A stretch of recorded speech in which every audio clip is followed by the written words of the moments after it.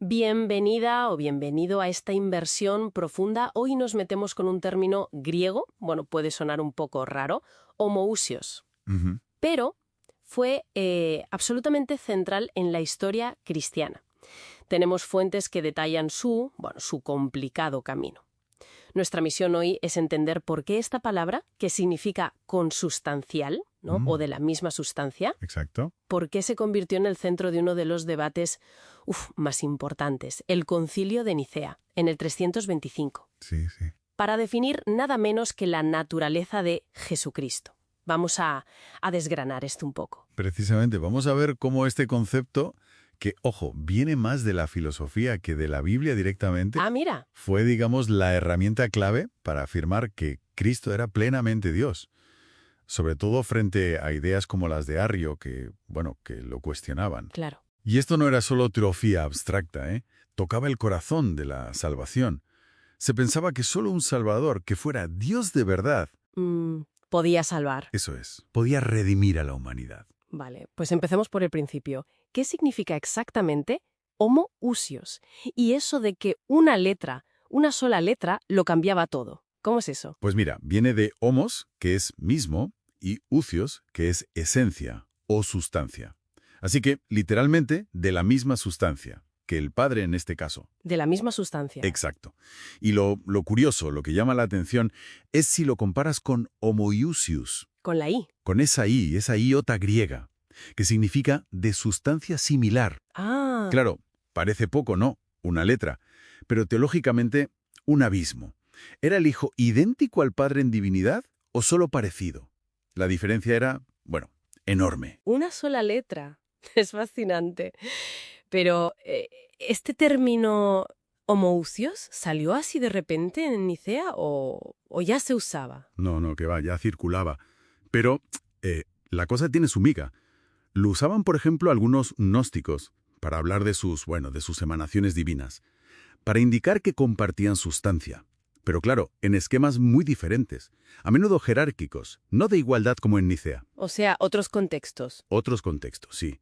Y también los filósofos neoplatónicos, que discutían mucho sobre la ousia, la esencia y la hipostasis, las realidades individuales. Pero su visión también era jerárquica. Vale. Y fíjate, lo más curioso es que un sínodo anterior, en Antioquía, sobre el 268, lo había rechazado. ¿Rechazado? ¿Por qué? Pues seguramente por miedo a malas interpretaciones. Quizá les sonaba a modalismo, o sea, a confundir al Padre y al Hijo como si fueran uno solo. Ya.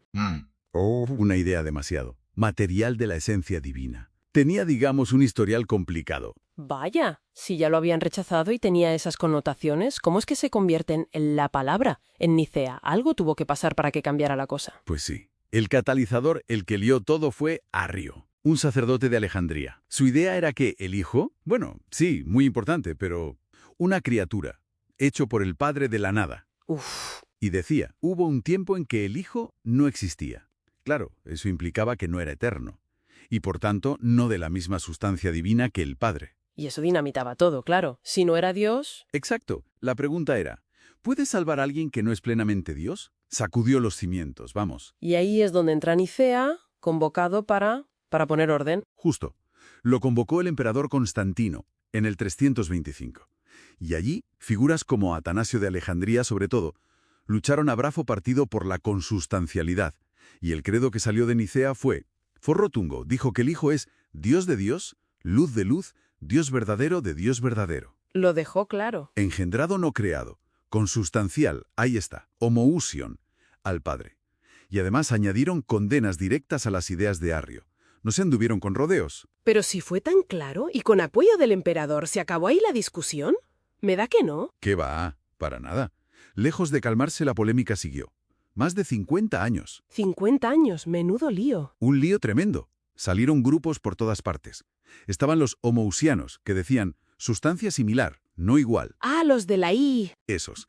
Luego los homoaneos, que preferían decir similar según las escrituras y evitaban la palabra usia porque no salía en la Biblia.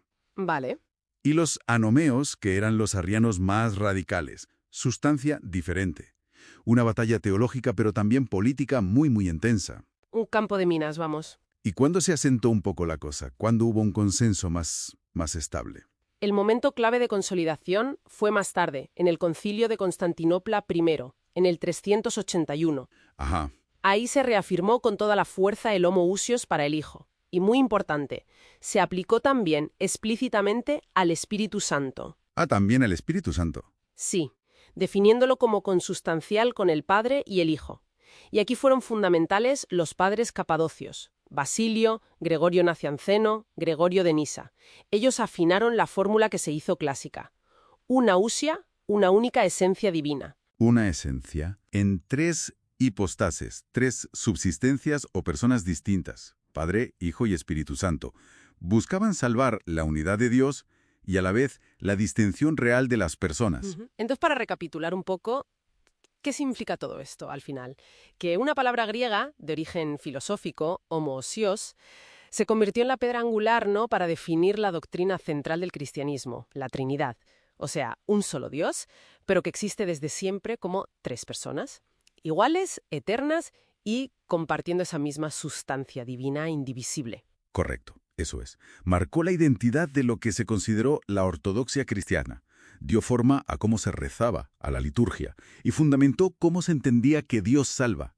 Si lo miras en perspectiva, es increíble cómo un debate del siglo IV sigue estructurando la fe de millones de personas hoy. Sí, sí. Muestra esa interacción fascinante entre la fe, la filosofía, la cultura, para intentar expresar misterios que son, bueno, muy profundos. Y nos deja una reflexión final, quizás, para quien nos escucha, de qué otras maneras, a lo mejor sin darnos cuenta, podemos encontrar conceptos filosóficos antiguos, bueno, pues influyendo todavía hoy en cómo vemos el mundo, o lo divino, o incluso a nosotros mismos. Buena pregunta para seguir pensando, ¿sí?